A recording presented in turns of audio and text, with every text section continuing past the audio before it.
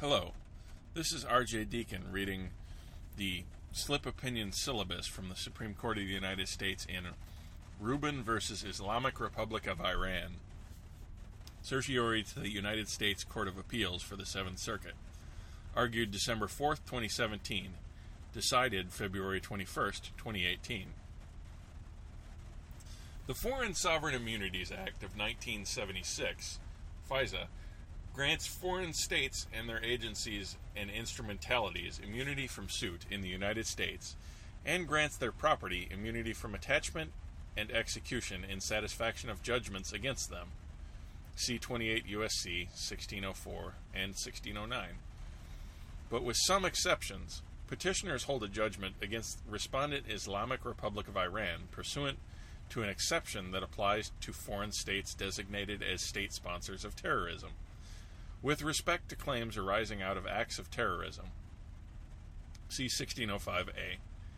To enforce that judgment, petitioners filed an action in the district court to attach and execute against certain Iranian assets, a collection of ancient clay tablets and fragments housed at the respondent University of Chicago. The district court concluded that 1610G, which provides that certain property will be subject to attachment in aid of execution and execution upon a judgment as provided in this section, does not deprive the collection of immunity typically afforded to the property of a foreign sovereign. The Seventh Circuit affirmed. The U.S. Supreme Court held Section 1610G does not provide a freestanding basis for parties holding a judgment under 1605A to attach and execute against the property of a foreign state. Rather, for 1610G to apply, the immunity of the property at issue must be rescinded under a separate provision within 1610. Congress enacted FSIA in an effort to codify the careful balance between respecting the immunity historically afforded foreign sovereigns and holding them accountable in certain circumstances for their actions. As a default, foreign states have immunity from jurisdiction of the courts of the United States and of the states, 1604. But there are exceptions, express exceptions, including the one at issue here, for state sponsors of terrorism, see 1605A.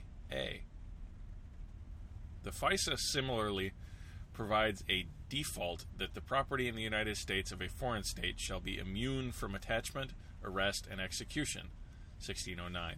But 1610 outlines certain exceptions to this immunity. For example, 1610A7 provides that property in the United States of a foreign state that is used for a commercial activity in the United States shall not be immune from the attachment and execution, where the plaintiff holds a 1605A judgment against the foreign state.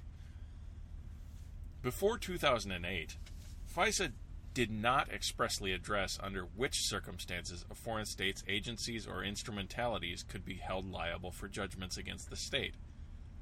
The court had addressed that question in First National Citibank versus Banco para el Comercio Exterior de Cuba, 462 U.S. 611 and 628, Bancac, and held that, as a default, agencies and instrumentalities of a foreign state are separate legal entities that cannot be held liable.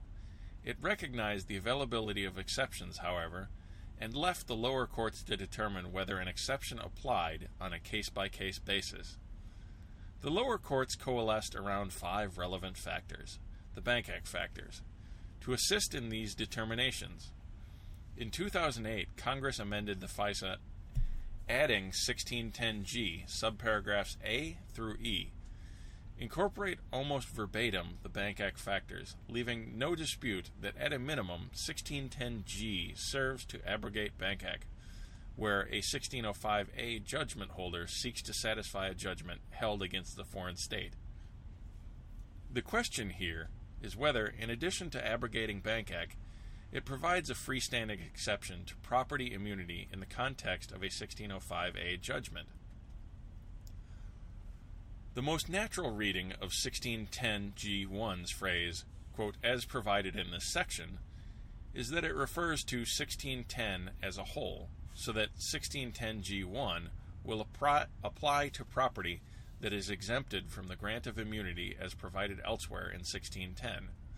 Those 1610 provisions that do unambiguously revoke the immunity of a foreign state's property employ such phrases as shall not be immune, see 1610A7, and notwithstanding any other provision of law, see 1610F1A. Such textual markers are conspicuously absent from 1610G. Thus, its phrase, as provided in this section, is best read to signal only that a judgment holder seeking to take advantage of 1610G1 must identify a basis under one of 1610's express immunity abrogating provisions to attach and execute against a relevant property. This reading provides relief to judgment holders who previously would not have been able to attach and execute against the property of an agency or instrumentality of a foreign state in light of Bank Act. It is also consistent with the basic interpretive canon to construe a statute so as to give effect to all of its provisions, see Corley v. United States, and with the historical practice of rescinding attachment and execution immunity primarily in the context of a foreign state's commercial acts, see Verlinden BV versus Central Bank of Nigeria. Petitioners' counterarguments are unpersuasive. They assert that the phrase as provided in this section might refer to the procedures in 1610 F1, which permits 1605A judgment holders to attach and execute against property associated with certain prohibited financial transactions, but which was waived by the President before it could take effect.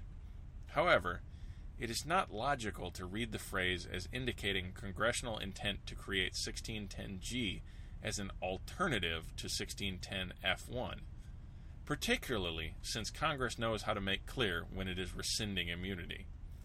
Nor could Congress have intended, as provided in this section, to refer to only 1610 F2's instruction that the federal government assist in identifying assets, since that provision does not provide for attachment or execution at all. Finally, there is no basis to conclude that this section in 1610G reflects a mere drafting error. The words property of a foreign state, which appear in the first substantive clause of 1610G, are not rendered superfluous under the court's reading. Section 1610G serves to identify in one place all the categories of property that will be available to 1605A judgment holders for attachment and execution, and commands that the availability of such property will not be limited by the Bank Act factors. Also, without the opening clause, 1610G would abrogate the Bank Act presumption of separateness in all cases, not just to those involving terrorism judgments under 1605A.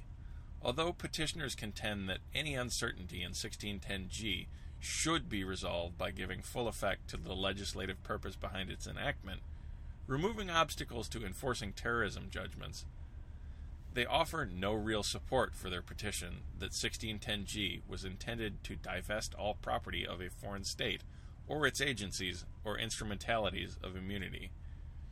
Bank Markazi versus Peterson. Judgment is affirmed. Justice Sotomayor delivered the opinion of the court in which all other members joined except Justice Kagan, who took no part in the consideration or decision of the case.